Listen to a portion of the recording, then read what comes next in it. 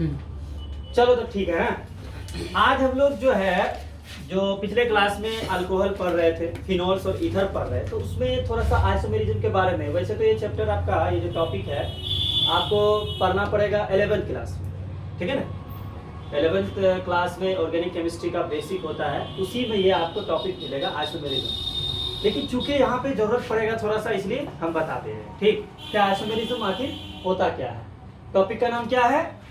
Isomerism. ठीक है, तो देखो आइसोमेरिज्म होता क्या है? ऐसा कंपाउंड जिसका मॉलिक्यूलर फॉर्मूला सेम हो बट फिजिकल और केमिकल प्रॉपर्टी क्या हो? डिफरेंट है ना। मतलब दो कंपाउंड को लेना है हम लोग को। कितने कंपाउंड को? दो। कभी भी आइसोमेरिज्म जो हम लोग बात करेंगे तो एक की बात नहीं करेंगे, दो का बात करेंगे। कितने का? दो का। दो कंपाउंड लेंगे, दोनों का मॉलिक्यूलर फॉर्मूला सेम होगा बट फिजिकल और केमिकल प्रॉपर्टी क्या होगा? डिफरेंट। जैसे मैं अगर एक एग्जांपल ले रहा हूं, यहाँ पे ध्यान से सुनो कि CH3, ठीक है, CH2OH, ठीक है, और एक क्या ले रहा हूं मैं? CH3OCH3, ठीक है। चलिए आप बताइए, यहाँ पे बॉन्ड ओ बॉन्ड, इसका किसका फंक्शनल ग्रुप है? ईथर का। फर्स्ट क्लास में बताए थे कि ये किसका है? ईथर का है। और ये OH आपका आ गया, क्या आ गया? बताओ ये किसका फंक्शनल ग्रुप है? अल्कोहल का। तो इसका मतलब ये ईथर है और ये क्या है? अल्कोहल है कि नहीं है? अब देखो ध्यान से, अगर मैं इसको Na से रिएक्शन कराऊंगा और इसको भी Na से रिएक्शन कराऊंगा तो ये रिएक्शन आपका नहीं होगा, लेकिन ये रिएक्शन हो जाएगा। तो जब भी कोई किसी के साथ रिएक्शन करता है तो उसका केमिकल प्रॉपर्टी कहलाता है। तो क्या पता चला कि इसका प्रॉपर्टी अलग है, इसका प्रॉपर्टी अलग है, क्योंकि ये जब उसके साथ रिएक्शन नहीं किया, ये कर लिया तो अलग ना हो गया। तो सबसे पहला, ये तो हम केमिकल प्रॉपर्टी की बात बोले, सबसे पहला आपको ये पता करना है कि जो हमको मॉलिक्यूल दिया हुआ है उसका मॉलिक्यूलर फॉर्मूला सेम है कि नहीं। तो चलो हम लोग पता करते हैं। इस वाले का पहले पता करेंगे, फिर इस वाले का पता करेंगे। अब बताइए इसमें कार्बन कितना है? 2। चलिए तो C2 हो जाएगा। कार्बन कितना है? 2 कार्बन है कि नहीं है? चलिए तो C2 हो जाएगा। अब बताइए हाइड्रोजन कितना है इसमें? 6 है। तो चलिए H क्या हो जाएगा? 6 हो जाएगा। होगा कि नहीं होगा? चलिए H6 हो गया। अब बताइए ऑक्सीजन कितना है? 1 है। तो ये लिख दिए C2H6 वो हो गया। ये पहला वाला का हो गया। ये किसका मॉलिक्यूलर फॉर्मूला हो गया? पहला वाला का। अब दूसरा वाला का देखो क्या होता है? CH3 है, क्या CH2OH है। चलो तो कितना कार्बन है? 2। चलिए C2 हो गया। हुआ कि नहीं? चलो हाइड्रोजन कितना है? 6। हाँ, कोई बोलेगा 5 है। 3 और 2 5, और उसको यहाँ नजर नहीं आ रहा है, ये भी ना हाइड्रोजन है, ये भी तो भिखमंगा है। तो चलो क्या हो गया? H6 हो गया। अब ऑक्सीजन कितना है? 1 है। तो देखो इसमें भी करीना 2, इसमें भी करीना 2, है कि नहीं है? इसमें भी भिखमंगा 6, इसमें भी भिखमंगा 6, इसमें भी धोखेबाज 1, इसमें भी धोखेबाज 1। तो क्या मॉलिक्यूलर फॉर्मूला सेम हुआ कि नहीं हुआ? तो वही तो डेफिनेशन में लिखा हुआ है कि compound having same molecular formula but देखो इसमें केमिकल होगा नहीं होगा, लेकिन इसमें केमिकल रिएक्शन होगा। अब देखो होगा क्या, अगर कंपाउंड अलग अलग होगा तो उसका फिजिकल प्रॉपर्टी भी डिफरेंट होगा। मतलब boiling point, melting point same नहीं होगा आपका। अल्कोहल का अलग होगा, ईथर का अलग होगा, एक ही थोड़ा ना होगा।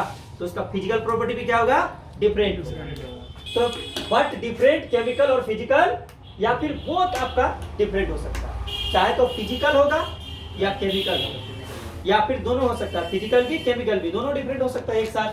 तो उसी को क्या कहेंगे हम लोग? आइसोमर। और इस फिनोमेना को क्या कहेंगे? इस घटना को क्या कहेंगे? आइसोमेरिज्म कहेंगे। तो सिंपल सा आपको डेफिनेशन याद रखना है कि हम लोग आइसोमर उसे कहेंगे, ऐसा कंपाउंड को आइसोमर कहेंगे, दो कंपाउंड होगा जिसका मॉलिक्यूलर फॉर्मूला पहला कंडीशन है कि उसका सेम होना चाहिए। अगर मॉलिक्यूलर फॉर्मूला डिफरेंट हो गया तो फिर आगे की बात नहीं करेंगे कि फिजिकल और केमिकल, क्योंकि पहला शर्त क्या है आपका कंडीशन कि मॉलिक्यूलर फॉर्मूला सेम होना चाहिए। उसके बाद देखेंगे कि उसका फिजिकल और केमिकल फिर भी डिफरेंट होगा। सेम है मॉलिक्यूलर फॉर्मूला बट फिर भी क्या होगा? उसका फिजिकल और केमिकल प्रॉपर्टी डिफरेंट होगा। आई बात समझ में? चलिए तो ये हम लोग को पता हो गया। अब आइसोमेरिज्म दो तरह का होता है। कितने तरह का आइसोमेरिज्म होता है? दो तरह का होता है। एक होता है स्ट्रक्चरल आइसोमेरिज्म और एक होता है स्टीरियो आइसोमेरिज्म। ये आइसोमेरिज्म कितने तरह का होता है? क्या क्या? स्ट्रक्चरल और स्टीरियो आइसोमेरिज्म होता है। स्ट्रक्चरल आइसोमेरिज्म क्या होगा और स्टीरियो क्या होगा, इस चीज को हम लोग जानते हैं। तो ध्यान से, स्ट्रक्चरल आइसोमेरिज्म ऐसा होता है जिसका मॉलिक्यूलर फार्मूला सेम होगा, सेम होगा। तो क्या स्टीरियो का सेम नहीं होगा? दुनिया में जितने भी आइसोमेरिज्म होगा, पहला कंडीशन है कि उसका मॉलिक्यूलर फार्मूला सेम होना पड़ेगा। बात की बात है, लेकिन पहला कंडीशन क्या है कि उसका मॉलिक्यूलर फार्मूला सेम होगा। तो स्ट्रक्चरल आइसोमेरिज्म जिसका मॉलिक्यूलर फार्मूला सेम होगा, है ना, बट जो IUPAC नेम है वो डिफरेंट होगा। यानी अगर मैं अल्कोहल लूं और ईथर लूं तो दोनों का आईयूपीएक नेम डिफरेंट होगा। समझ में आया? अगर मैं दो फंक्शनल ग्रुप वाला भी अलग अलग ले रहा हूं तो उसका भी आईयूपीएक नेम डिफरेंट होगा, लेकिन मॉलिक्यूलर फार्मूला सेम होगा। ये तो मानता है, ठीक। ये हो गया। दूसरा, स्टीरियो आइसोमेरिज्म क्या होता है कि मॉलिक्यूलर फार्मूला तो सेम होगा ही, इसको तो दिमाग में एकदम सीधा सेट है, इसको कोई जरूरी नहीं, और लेकिन इसका IUPAC नेम भी सेम होगा। समझे? मतलब इसका जो नोमेनक्लेचर करोगे तो इसका नेमिंग भी इंटरनेशनल, ये भी सेम होगा, but arrangement is different in 3D। 3D में उसका अरेंजमेंट डिफरेंट होगा। क्या होगा? अरेंजमेंट डिफरेंट होगा। जैसे मैं अगर एक यहाँ पे एग्जांपल इससे बता देता हूँ, उसको तो बताऊंगा ये भी। देखो ध्यान से सुनो, C double bond CO CH3 CH3, एक H इधर हो गया, एक H इधर हो गया, ठीक है। और उसका जस्ट एक आइसोमेरिज्म मैं यहाँ बना रहा हूँ AC का। ये देखो ध्यान से सुनो, ठीक है, जगह नहीं है इसीलिए। अब CH3 दोनों एक ही साइड लिखे थे, एक ही साइड लिखे ना CH3, ठीक है। चलिए अब इस CH3 को हम लोग अपोजिट साइड में लिखेंगे। कहाँ लिखेंगे? अपोजिट साइड में लिख दिए। चलिए H को भी अपोजिट साइड कर देंगे। तो ये आपका जो, अगर कभी भी डबल बॉन्ड में अगर फंक्शनल ग्रुप, ये देखो इसको पढ़ाएंगे जब हम लोग GI पढ़ाएंगे वहां पे पढ़ाएंगे, लेकिन अभी हमको समझाना है कि देखो डिफरेंट है कि नहीं। ध्यान से सुनो, लेकिन इसका आईयूपीएक नेम सेम होगा, ठीक। देखिए अगर दोनों CH3 एक तरफ हो जाता है तो उसको सीस बोलते हैं। क्या बोलते हैं? सीस बोलते हैं। और अगर दोनों CH3 डिफरेंट हो जाएगा तो, सेम ग्रुप डिफरेंट हो जाएगा तो उसको हम लोग क्या बोलेंगे? ट्रांस बोलेंगे। और सेम ग्रुप सेम साइड होगा तो उसको सीस बोलेंगे, ठीक है ना। यही होता है, इसको सीस ट्रांस आइसोमेरिज्म कहते हैं। लेकिन देखो इसका अगर नाम लिखोगे तो क्या लिखोगे? 1 2 3 4, ऐसे ना लिखोगे। इसका क्या करोगे? 1 2 3 4, सेम आपका आईयूपीएक नेम आएगा, लेकिन क्या अरेंजमेंट डिफरेंट है कि नहीं? यही अरेंजमेंट बोलते हैं। देखो इसका CH3 इधर है, दोनों एक साइड है। इसका CH3 क्या है? एक इधर है, एक इधर है, तो अरेंजमेंट डिफरेंट हुआ कि नहीं हुआ? समझ में आया क्या मैं कहना चाह रहा हूँ? ठीक है, चलिए। तो अब देखो ये हम लोग को समझ में आ गया, क्या आया कि नहीं आया सर? चलिए ठीक है। क्या आता है यहाँ पे कुछ मिटा तो नहीं सर? चलो अब देखिए, हम लोग इतना समझ गए कि क्या होता है स्ट्रक्चरल आइसोमेरिज्म, क्या होता है स्टीरियो आइसोमेरिज्म। अब हम लोग जानेंगे थोड़ा डिटेयली, हाँ, थोड़ा सा अच्छे से एक्सप्लेनेशन के साथ कि स्ट्रक्चरल आइसोमेरिज्म क्या होता है। तो स्ट्रक्चरल आइसोमेरिज्म क्या होगा? Those compound which have same molecular formula, क्या पहले ही बता दिए, but having a different structural formula। Structural formula का मतलब क्या होगा कि IUPAC नेम आपका क्या होगा? डिफरेंट। समझ में आया? ये दिमाग में रखना है, नहीं तो फिर गड़बड़ा जाओगे एकदम। ये याद रखना कि ये डिफरेंट होगा। समझ में आया? ठीक है, तो उसी को क्या कहेंगे? स्ट्रक्चरल आइसोमेरिज्म कहेंगे। जो यहाँ बताया वही चीज यहाँ भाषा में लिखा है, ठीक है ना। चलिए, इट इज 6 टाइप। ये कितने तरह का होता है? फंक्शनल आइसोमेरिज्म, पहला में क्या? फंक्शनल आइसोमेरिज्म, दूसरा में क्या? चेन आइसोमेरिज्म, तीसरा में क्या? पोजीशन आइसोमेरिज्म, चौथा में क्या? रिंग चेन आइसोमेरिज्म, पांचवा में क्या? मेटामर्स, उसके बाद 6 में टोटोमेरिज्म। क्या होता है? Tautomerism, one of the best important topics of आपका स्ट्रक्चरल आइसोमेरिज्म इज टोटोमेरिज्म। बहुत इंपॉर्टेंट है ये, क्योंकि बहुत सारे रिएक्शन में ये आपका काम आता है। तो चलिए सबसे पहला किसकी शुरुआत किया जाए? फंक्शनल आइसोमेरिज्म का शुरुआत किया जाए। देखो नाम में ही फंक्शनल ग्रुप लिखा हुआ है। क्या लिखा हुआ है? इसका मतलब यहाँ पे 2 फंक्शनल ग्रुप होगा। क्या होगा? हम पहले ही बोले कि आइसोमेरिज्म जब भी हम बात करते हैं तो 2 बात करते हैं।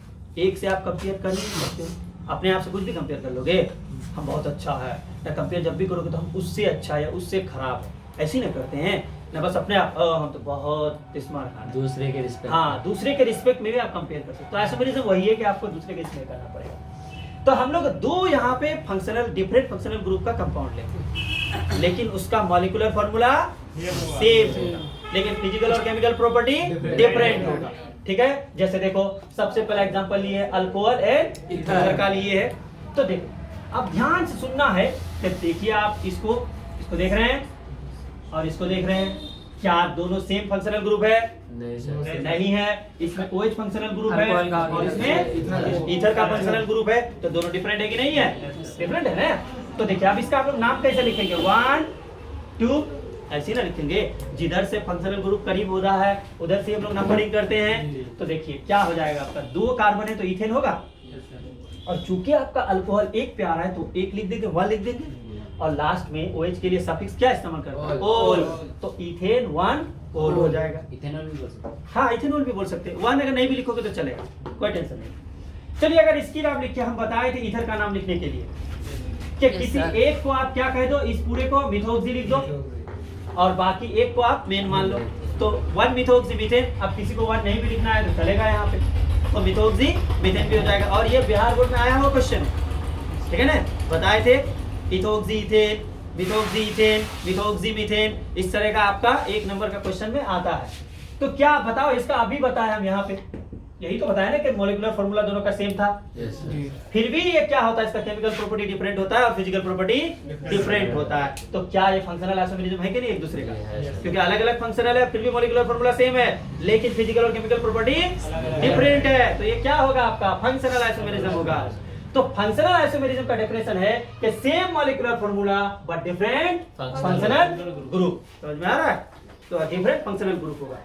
अब चलिए, एक होता है एसिड और एक होता है एस्टर। ये दोनों भी अपने आप वैसे बहुत होता है, लेकिन यहाँ जो मोस्ट इंपोर्टेंट है वही सब लिखा है।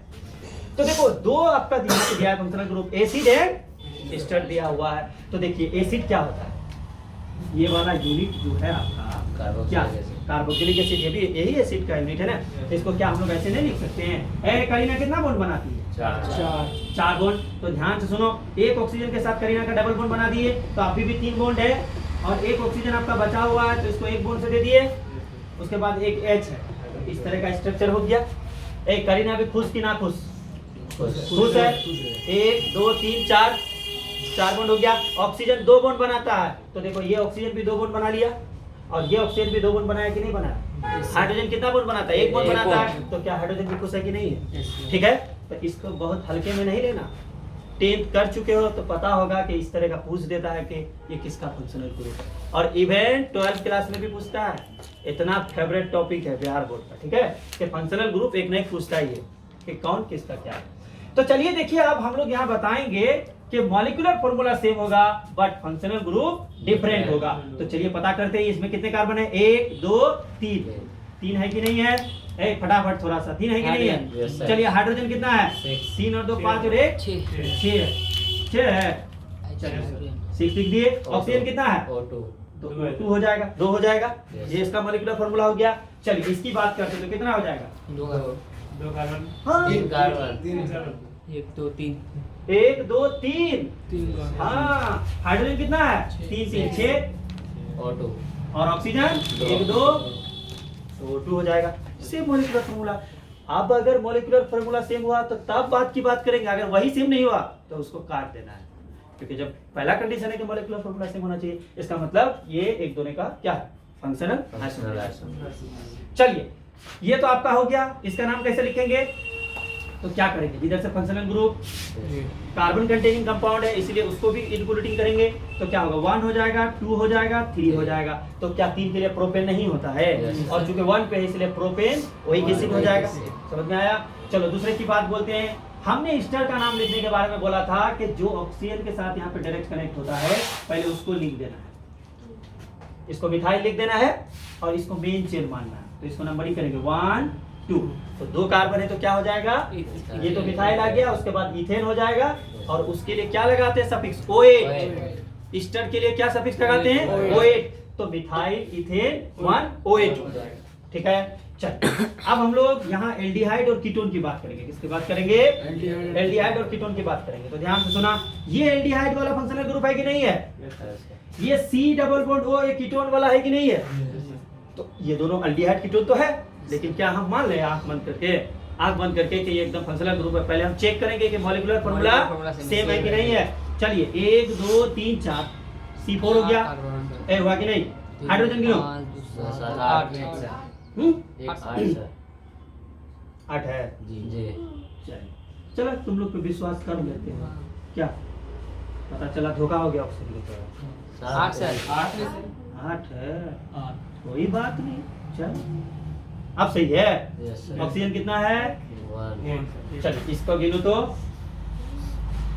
इसको गिनने का क्या जरूरत है? अगर यहाँ लिख दिया तो सही है होगा क्या? चलिए तो उसके बाद क्या, फिर भी गिन लो। आज विश्वास नहीं हो, 1 2 3 4 हो गया। हाइड्रोजन कितना? 3 और 3 6 और 2 8 हो गया। ऑक्सीजन कितना? ए सेम हुआ कि नहीं? हुआ सर। तो सेम हुआ तो मॉलिक्यूलर फार्मूला सेम है, तो मतलब ये एक दूसरे का क्या है? फंक्शनल ग्रुप है। चलिए अब हम लोग नोमेनक्लेचर कैसे करेंगे?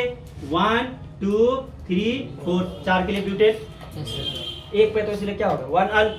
और एल्डिहाइड के लिए क्या सफिक्स इस्तेमाल करते हैं? अल। ए अल्कोहल एल्डिहाइड में याद रखना है, अल्कोहल के लिए ओल है ना, और एल्डिहाइड के लिए अल। ठीक है, चलिए अब इसका नोमेनक्लेचर कैसे करेंगे? इधर से करेंगे 1 2 3 4। क्या सही है? सर गलत है। बिल्कुल गलत है। जिधर से फंक्शनल ग्रुप करीब होगा उधर से नंबरिंग करना है, समझ में आया? हाँ ऐसा नहीं किधरों से कर दिए। 1 2 3 4 हो जाएगा। ये 4 है तो ब्यूटेन होगा कि नहीं होगा? उसके बाद 2 पे आपका यहाँ पे दिख रहा है कीटोन, तो इसीलिए क्या देंगे? 2 ओन हो जाएगा, क्योंकि कीटोन के लिए जो सफिक्स इस्तेमाल करते हैं ओन करते हैं। पर इसमें तो टेंशन ही नहीं है, कीटोन बस ये वाला दिमाग में रखना है ओन। ठीक है ना, दिमाग को ऑन कर देना है, समझ में आया? तो 1 याद रखना है, तो ब्यूटेन 2 ओन आपका इसका हो जाएगा। ठीक है, अब सेम उस तरह से अल्कीन और अल्काइन अपने आप पे क्या होता है? आइसोमेरिज्म होता है, फंक्शनल आइसोमेरिज्म होता है। जैसे इसको भी आप गिन लोगे तो ध्यान से सुनो, इसमें भी कितना कार्बन है? 1 2 3 4 है कि नहीं? चलिए तो C4 हो जाएगा। हाइड्रोजन कितना है? 6 हो जाएगा। इसका भी गिनो 1 2 3 4 और कितना हाइड्रोजन है? देख रहे हो ना विनोद, क्या हो रहा है यहाँ पे? सेम हो रहा है, अल्कीन है और अल्काइन है, फिर भी सेम हो रहा है कि नहीं हो रहा है? तो देखो यहाँ पे सेम हो रहा है, तो ये क्या अल्कीन और अल्काइन आपका फंक्शनल आइसोमेरिज्म होगा कि नहीं होगा? होगा ना? तो क्या समझ में आया? Yes sir. तो हम लोग एकदम फुल्ली एकदम समझ गए क्या होता है फंक्शनल आइसोमेरिज्म, क्या होता है स्ट्रक्चरल। ठीक है ना, फिर इसके बाद जो आपका बचा इसको हम लोग पढ़ेंगे कि क्या होता है चेन आइसोमेरिज्म। चेन से मुराद आता है कि कुछ चेन होगा, गले का चेन, कार्बन वाला चेन होगा। पोजीशन से यहाँ समझ आ रहा है कि हम लोग पोजीशन की बात करेंगे, यानी कि अगर दो मतलब आइसोमेरिज्म लेंगे, 2 कंपाउंड लेंगे तो उसमें किसी का मतलब पोजीशन अलग होगा, किसी का पोजीशन अलग होगा। समझ में आया? तो ये बात हो गया। उसके बाद रिंग से यहाँ पता चल रहा है कि उसमें साइकिल बनेगा। ठीक है, और मेटामर्स थोड़ा अलग होता है, कनेक्टिविटी वाला मामला है, और टोटोमेरिज्म भी थोड़ा अलग है, जब उसको हम लोग पढ़ेंगे तब पता चलेगा। तो आज क्या इतना ही रखते हैं, फिर क्या इससे आगे नेक्स्ट क्लास में पढ़ेंगे। ठीक है।